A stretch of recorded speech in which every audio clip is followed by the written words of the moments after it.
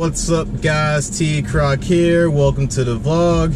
As the title states, this is about turboing a 3G Eclipse. That's a V6 4-cylinder, guys. I'm sorry, I don't have any experience with those and I've never dealt with that, so I can't speak on that behalf. So this is basically gonna be a parts list and what's gonna have to be custom. There is a lot of custom parts, but there's a lot of stuff that you can do yourself. So let's get right to it. So the biggest step and the most important step is to have a good working engine. That means doing a compression check. I know a lot of guys who boosted a car or a V6 Eclipse in that and the motor goes bad, and then that's where the theory came from that you can't boost a V6. Basically the compression was shit, and when they boosted it, it blew the motor. So step one, do a compression check, make sure everything is within spec, especially since these motors are a lot older now. So make sure your motor is in good check before you boost it. So let's talk about the hot side portion, which is basically going to be where you're going to have to take it to an exhaust shop. These are stock manifolds. You don't need to get custom turbo manifolds, but I will say that the turbo manifolds, if you do get some custom made, or if you can find a shop to make them, they will flow a lot better. These are the Cali spec. Just another fact to know, if you get the Fed spec, which are from the 2000, the very first Eclipse, those flow a lot better than these. But this is a perfectly working setup. Another fact to know, I was one of many of the first to run at the first turbo kit, and this is what we got right here. We ran them non-intercooled, small turbo. This is the downpipe. I believe this is 2.5, but if I do run another downpipe, I would probably go 3-inch, because right now it goes from 2.5 to this random fake cat to 3-inch, and you can see the welds are really ugly. Like I said, this was a guy out in it's called X-Tech or API. They were the first ones to make a turbo kit for the 3G Eclipse. Tile wastegate, you're gonna have to run a wastegate depending on your turbo, which I'm gonna get to next. If you run a internally wastegated turbo, you don't have to worry about this. But any other turbo, you're gonna have to run a wastegate. My downpipe, I mean not my downpipe, the dump tube basically empties into the atmosphere. You can have it recirculate back into the exhaust to make it a little bit more quieter, but I just did this for simplicity and it works perfectly fine. So let me get to the turbo real quick. So picking the turbo size can be very difficult. Really depends on what your power goal is, you know, when you want it to spool. There's a lot of stuff that you got to come to play in the chart. You can look at graphs and stuff like that. Personally, the first turbo I ran was a T3 T4, which was too small and it was causing the cars to overheat. So the next turbo I ran was this Garrett turbo. It's a GT30 71R. It's a water-cooled ball bearing turbo. This was probably the perfect setup for a 3.0. You know, if you go for a 3.5 or a 3.8 setup, you might want to go with a bigger turbo, but this was just like the perfect spool and everything. I highly recommend this turbo. Actually, another buddy of mine ran this turbo. I would say around 10 pounds of boost. I was really close to 300 wheel power, and the torque matched perfectly. I think it was like 290 or something like that, but definitely a good turbo to choose. All right, intercooler. This is a Treadstone intercooler. It fits perfectly with the bumper of an 03 bumper. I'm gonna throw up a pic real quick to show you what it looks like. Aww. So that size, it's perfect. It helps cool the car down.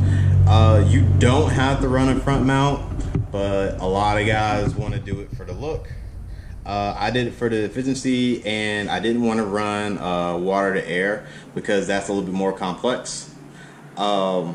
So yeah, I'm a big fan of tile. So I have a tile blow off valve. This is recirculated one. That means it dumps back into the intake.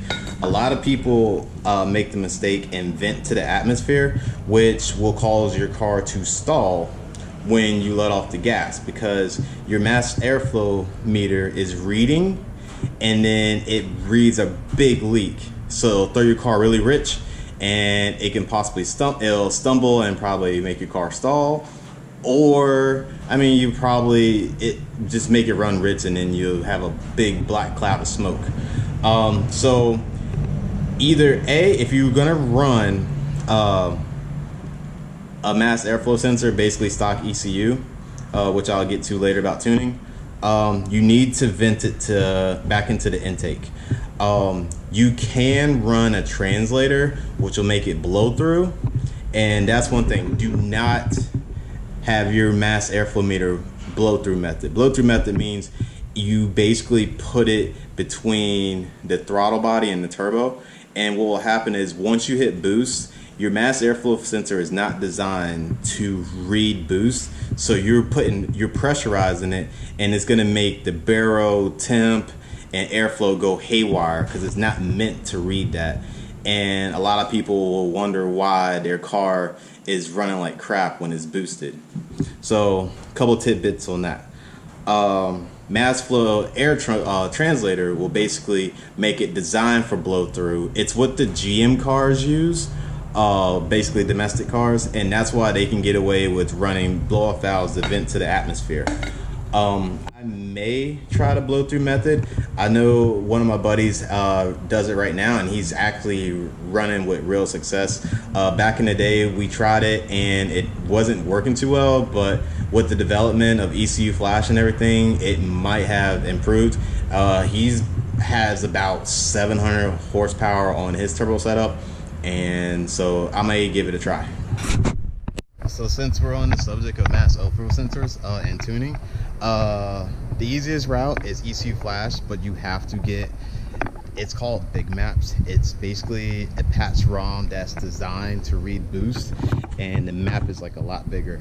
Thanks to, God, I'm gonna forget his name, Merlin. Merlin is the guy who built this map. He's out in Australia. I actually have a custom map from him.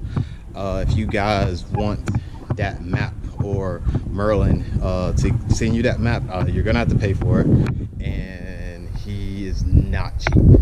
Your next option would be standalone, which is a lot more expensive, but I believe that might be the best route to go. For one, you can get rid of the distributor. You can run not even a blow through setup. You don't have to worry about your mass airflow sensor or nothing like that. So that's one good thing to not worry about, and you're not limited. ECU flash, like, we haven't really found the limit. Like I said, there are many guys who are running about 800 horsepower, which is plenty. They claim that they have no issues, but I believe that, you know, they're hiding something, because I believe there's certain issues.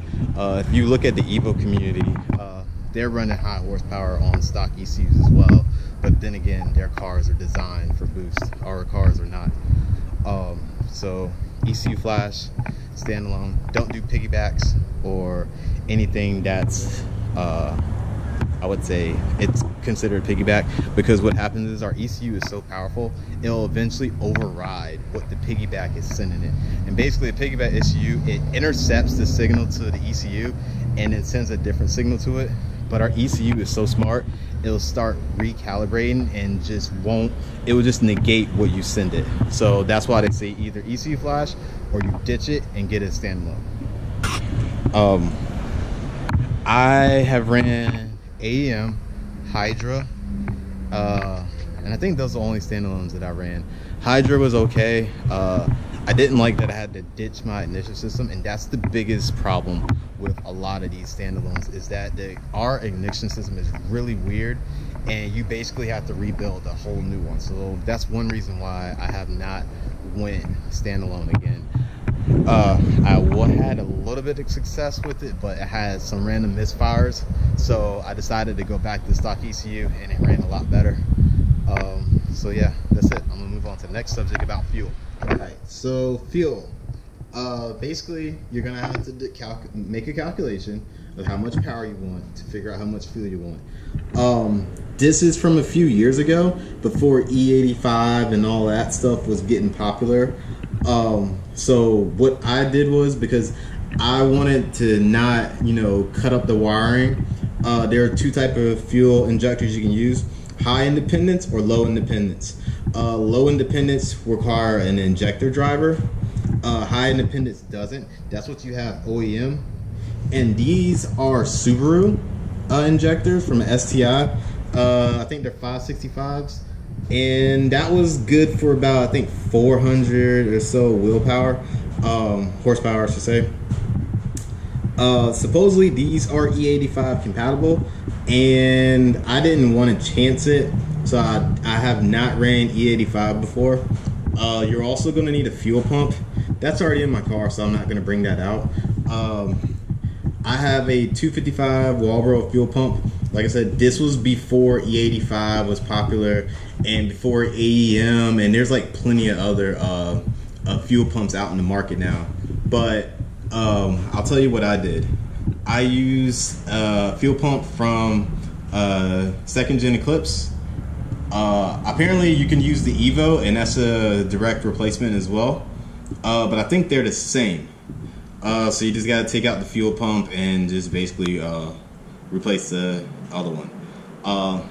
They do say that you might have to modify the sock because it sits a little too tall. So you take it like a dermal and you kind of dermal it down so it will sit. I did not have to do that with my fuel pump, and it's been running ever since. So that's it with fuel. A couple bonus items you can use. You can get some 3.5 or the 6074 fuel rails. They're a lot bigger in diameter and just basically give you more fuel flow. You can get a fuel pressure regulator, adjustable one I should say. The reason why is because OEM is not that great and it can break.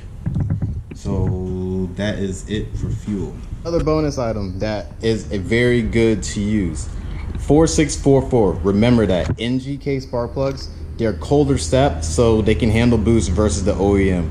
So if you're gonna turbo your car, run these spark plugs, and I believe these are copper, and they probably run the best out of all the ones for ignition. You're gonna use your stock ignition wires and stuff like that. Whoops. But yeah, use your stock ignition system. You're gonna use stock wires. You can upgrade to the VR4 ones. The wiring is a little bit bigger. I personally haven't done that. I just use the straight NGK OEM ones. So that is that. Not a lot of parts to turbo a V6 Eclipse. Turbo, intercooler, blow-off valve, your custom Y pipe, that's the biggest hassle, and then your fuel injectors, fuel pump. There's a few like extra items that you might want to get since you're running multiple vacuum lines. A vacuum block could be good. Upgrading the intake manifold to a bigger one. 3-inch exhaust will help a lot. And then of course you got miscellaneous things like oil cooler, gauges. Gauges for me, I will tell you that what I run: boost, EGT, so you can know your exhaust gas temperature that your engine's putting out. That's really good for, let's say, if you're running timing and you run too much timing, your EGTs will go up. So that's a good indicator to know that if you're pushing the limit of your car. And that's why a lot of people blow up their motors, because they run too much timing. So EGT, definitely good. Wideband, to know your air fuel ratio, definitely going to need one of those. Especially if you are tuning yourself, or a shop, they can put their wideband on the dyno. It's not as accurate, so it's good to have your own. Let's see, oil pressure's good, boost gauge of course, but that's all I would run. Oh, water temp's a good one to run as well, and oil temp is like a miscellaneous, it's probably good to run, but that's all I would run for gauges. I know I'm probably missing some little things, but these are the main components that you need to turbo a car. So that's it, guys. I was heading to my storage unit to get a few parts, so I figured I would do a little video because I got a lot of requests about, you know, turbo in the 3G. Like I said, that setup's not the most optimal. I really don't know what the most optimal setup is, but like I said, that was when back in almost 2005 when we were the first ones to do it. There's been a lot of changes through a lot of people who've been building kits to make them better. And I would probably, if I turboed the car, I would probably use that setup and then probably mimic what, you know, the newer guys are doing. Like I said, it's really not hard to turbo the car. Just use very good parts, quality parts. You don't even have to get name brand parts. You can get, you know, if you get a blow off valve from a second gen, those are the, not the plastic ones, the hard ones. And those are like only $20 versus spending $100 on a tile. Turbos, I don't think there's any, you know, decent sized turbo that you can use from like a stock car. Don't get one from Evo, that's too small. Next week, I'm actually gonna be out of town. I'm going for a wedding, so no car stuff. And I've been busy working in the background and trying to figure out a couple of things because I've been hit with some new rules for racing, so that has changed a lot of the build. I'll explain that in the upcoming weeks. So that's it. Like and subscribe, and I'll see you guys on the next one.